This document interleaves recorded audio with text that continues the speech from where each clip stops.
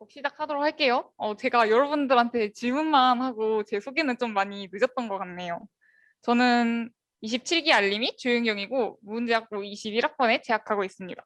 어, 일단 제 알톡에 와주신 분들 너무 다 반갑고 제가 오늘 알톡에서 말할 주제는 누구보다 소중한 여러분에게요. 여러분은 바로 네, 화면 앞에 계신 여러분입니다. 아마도 알톡 다들 소개 읽어보고 오셨을 것 같은데 이 방에 들어오신 분들은 다들 뭐 각자의 고민이나 걱정이 되게 많아서 이 방에 왔다고 생각해요. 저도 뭐 지금은 대학생이지만 사실 반년 전까지만 해도 저도 고등학생이었고 입시를 준비하는 학생의 입장이었거든요. 그러니까 저도 되게 입시하면서 고민도 많고 걱정도 많이 하는 성격이어서 되게 힘들었던 기억이 나요.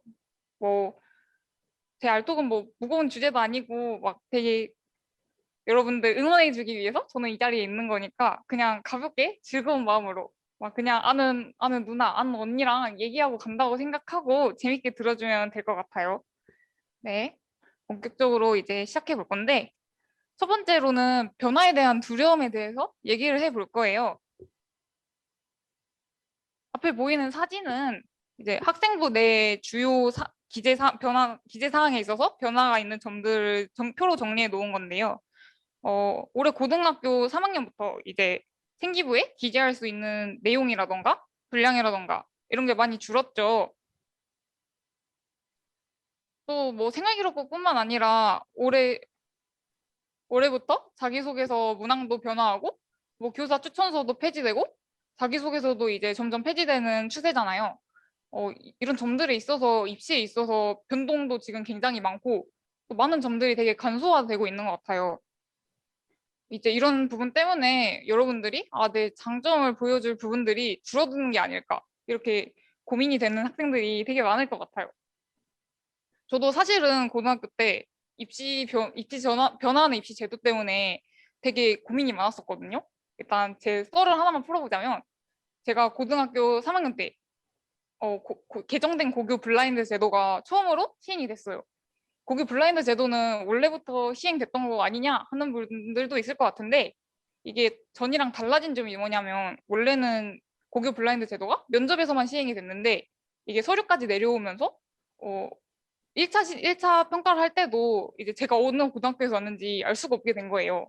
근데 저는 사실 내신을 따기 힘들었던 비평준화 일반고에 다녔었는데 이제 제가 비교적으로 내신이 좀 낮다 보니까 이런 입시 변화에 있어서 내가 불이익을 받으면 어떡하나 이런 생각이 되게 많이 들더라고요.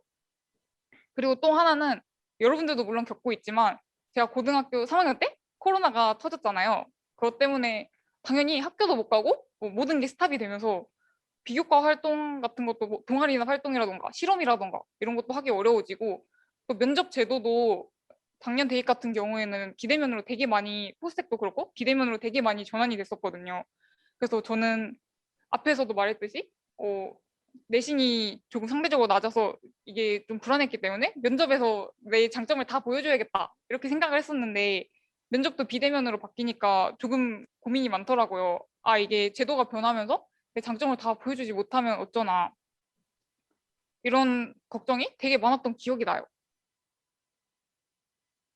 근데 제가 이렇게 변화하는 입시 제도 속에서 불안감을 느끼면서 가장 먼저 했던 일들이 뭐냐 하면 여러분 수만이나 오르비 이런 입시 커뮤니티들 있잖아요. 저는 일단 거기에 가입을 해서 들어갔어요. 처음에는 뭐 정보 같은 걸 얻겠다고 들어갔는데 이제 거기 들어가서 저랑 비슷한 학생들의 글을 다 읽는 거예요. 이게 근데 진짜 좀 위험한 게 처음에는 한두 개만 보려고 들어가거든요. 근데 보면은 다음 글에 진짜 약간 이목을 끄는 글들이 뜬단 말이에요. 저 내신 몇 점 몇 점 일반고 어디 갈 수 있을까요? 이런 거 뜨면 내 얘기 같은데? 이러면서 또 들어가서 1시간이고 2시간이고 그런 글들을 다 찾아본 거예요. 근데 이게 지금 생각해보면 진짜 시간 낭비인 게 사실 앞서 말했듯이 저뿐만 아니라 대부분의 학생들이 보면서 불안해하는 글들이 저 내신 몇 점 몇 점대인데 어디 갈 수 있을까요? 저 내신 몇 점 몇 점대고 활동 뭐 이런 거 저런 거 했는데 어디 대학교 상향일까요? 이런 글도 있고 아니면 뭐 저 수시 카드 봐주세요 해가지고 자기 대학교 봐달라고 해서 댓글에 막 아, 너무 상향이다. 아, 너무 적정이다. 이런 거 봐주는 사람들도 있어요. 저는 이제 그런 글들 보면서 되게 불안했었는데 이게 진짜 의미가 없는 게 수시라는 게 뭐 학교마다 또 학생마다 각자 처한 상황도 다르고 또 그렇게 작은 단편적인 자료만 가지고 수시의 합부를 예측한다는 게 사실 말이 안 되거든요, 정말. 그리고 거기 달린 댓글들은 99.9%가 진짜 비전문가들이 쓴 글들이어서 사실 신뢰성이 없죠. 그래서 뇌피셜이라고 하죠, 다들. 그래서 여러분들은 이런 뇌피셜들 보면서 너무 불안해하지 않으셨으면 좋겠어요. 정말 여기에 1시간, 2시간 쏟는 거 정말 시간 낭비이고 제가 추천드리는 거는 차라리 학교 선생님들과 대화를 정말 많이 나눴으면 좋겠어요. 학교 선생님들은 뭐 당연히 변화하는 입시 제도도 잘 알고 계시고 또 학교 선배들 사례도 많이 알고 계시기 때문에 여러분들에게 있어서 보다 현실적이고 여러분의 상황에 맞는 조언들을 해주실 수 있어요. 저도 고등학교 때 선생님들이랑 얘기하면서 되게 상담 많이 하고 얘기도 많이 하면서 불안감도 덜고 도움도 많이 받았던 기억이 납니다. 그래서 결국에는 제가 변화하는 입시 제도 속에서 가졌던 마음가짐이 뭐냐 이렇게 묻는다면 저는 현재의 나에게 집중하라 이렇게 말하고 싶어요. 사실 뭐 생활기록부 기재할 수 있는 상황이 축소된다던가 뭐 입시 방식이 변화한다던가 이런 거는 여러분만 겪는 일이 아니거든요. 전국의 모든 고등학생들이 똑같이 겪는 일들이고 이런 점에 대해서 아 내가 너무 뒤처질까? 내가 불이익을 받을까? 이런 거를 걱정하지는 않아도 될 것 같아요. 그것보다는 내가 현재 상황에서 최선을 다해야겠다. 내가 지금 여기서 할 수 있는 게 뭘까? 이걸 계속 생각하면서 아, 남들이 당황할 때 나는 위기를 기회로 삼아서 아, 더 잘해봐야겠다. 약간 이런 마음을 가진 게 저는 많은 도움이 됐던 것 같습니다. 자, 다음은 입시를 하면서 겪는 감정들, 특히 여기 나와 있는 것처럼 우울감이나 무력감에 대해서 말해보고자 해요. 뭐 알톡 소개글에서도 보신 분들도 있을 것 같은데 저는 고등학교 3학년 때 수능을 150일 남기고 번아웃이 온 적이 있어요. 사실 입시라고 하면은 이게 항상 긴장해 있어야 하잖아요. 남들에게 뒤처지지 않기 위해서 항상 긴장해야 하고 또 이게 하루하루가 굉장히 단조로운 편이라고 생각해요. 그렇기 때문에 번아웃이 오기가 굉장히 쉽고 또 우리가 공부에만 집중하고 아 정말 공부만 한다면 공부할 수 있다면 이런 일이 없겠지만 뭐 친구 관계, 인간관계 측면에서나 뭐 가정사가 생긴다던가 뭐 이런 일들이 겹치면은 번아웃에서 빠져나오기가 더욱 힘들어지는 것 같아요. 여러분들도 뭐 번아웃을 겪은 친구들도 있을 것 같고 번아웃은 아니지만 이런 일들 때문에 되게 공부에 집중하기가 힘들었던 친구들이 있었을 것 같아요. 저는 그게 조금 심해서 번아웃이 왔었고 사실 극복하기까지가 2달 정도 걸렸어요. 사실 수능 150일 전이면은 3학년 1학기 내신 기간이랑도 겹치거든요. 근데 저는 이때 너무 우울하고 내가 이걸 왜 해야 하나 이런 생각이 계속 드는 거예요. 그래서 공부도 못하고 야자 때 이제 책상에 앉아서 애들 공부하는데 계속 있다가 막 그냥 계속 울었던 것 같아요. 2달 동안. 울면서 공부도 많이 못했고 이런 점에 있어서 극복해내기까지도 되게 힘들었던 기억이 나요. 근데 이게 제가 처음 번아웃이 딱 오면은 이게 나만 그런 것 같고 친구들은 사실 옆에서 학교니까 다 옆에서 열심히 공부하고 있잖아요. 그러니까 아, 애들은 다 이렇게 잘 버티는데 내가 너무 나약한 건가? 내가 너무 무력해가지고 이 정도 약간 무게도 견디지 못하는 건가? 이런 생각을 하면서 계속 저를 더 스스로를 더 우울하게 갉아먹었던 것 같아요. 그런데 제가 이런 면에 있어서 여러분들한테 해주고 싶은 이야기는 여러분들의 상황이나 감정을 친구들에게 솔직하게 털어놓을 수 있었으면 좋겠어요.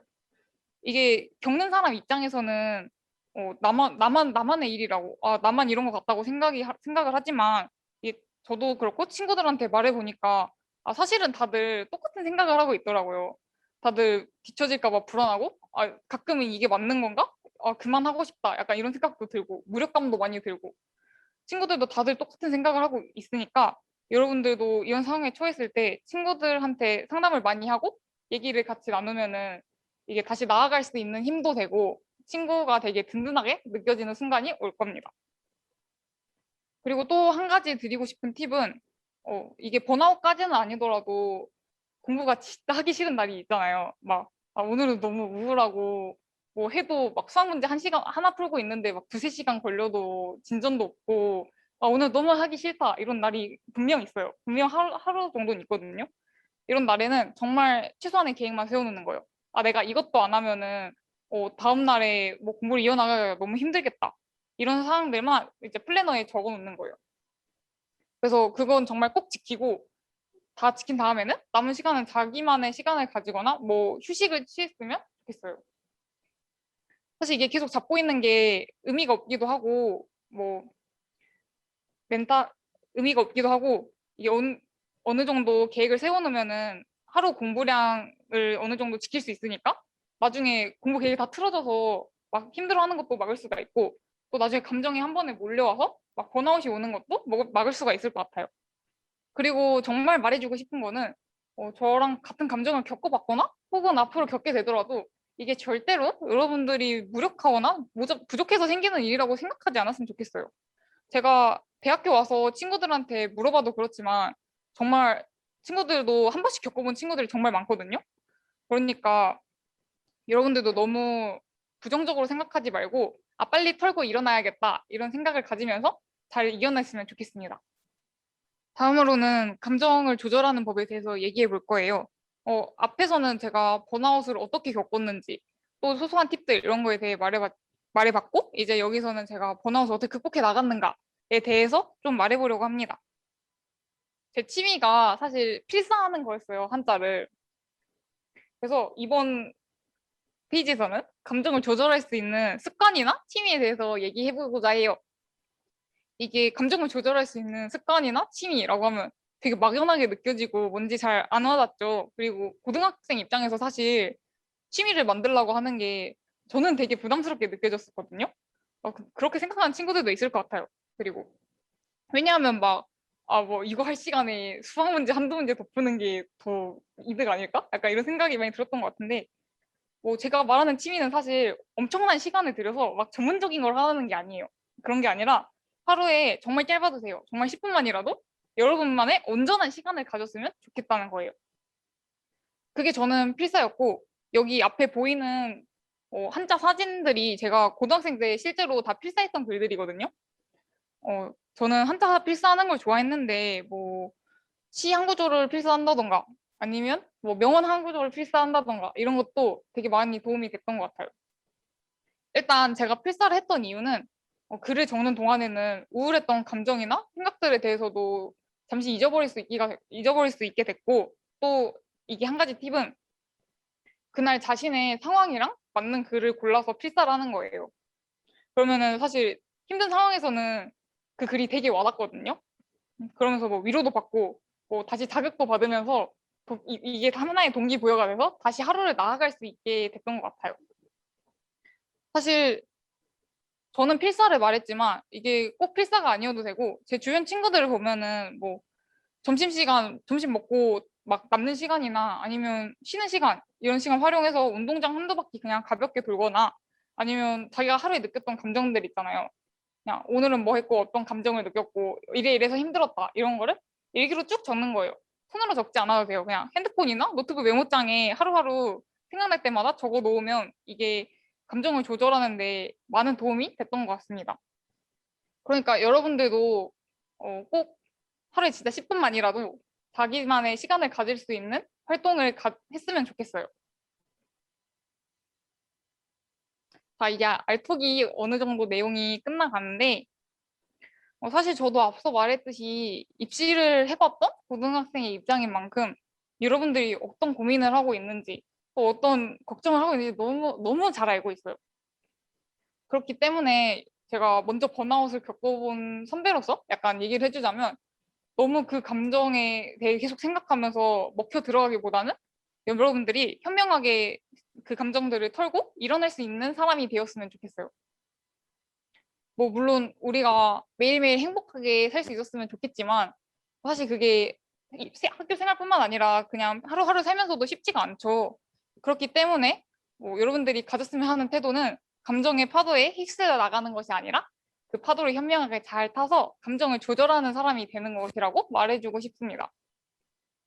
사실 고등학생의 입장에서는 지금 당장은 뭐 성적 잘 받는 거, 좋은 대학에 붙는 거, 이게 정말 전부인 것처럼 느껴질 수 있어요. 저도 물론 그랬고. 그런데 여러분들이 정말 알아야 하는 거는 나 자신이 우선이 돼야 그 뒤에 것도 따라온다는 거예요. 뭐 정말 제목에서도 나와 있지만 여러분 정말 소중하고 지켜야 하는 거는 여러분들이 영순이라는 걸 알았으면 좋겠습니다. 여러분들이 여러분들의 빛나는 미래를 제가 항상 응원하겠습니다.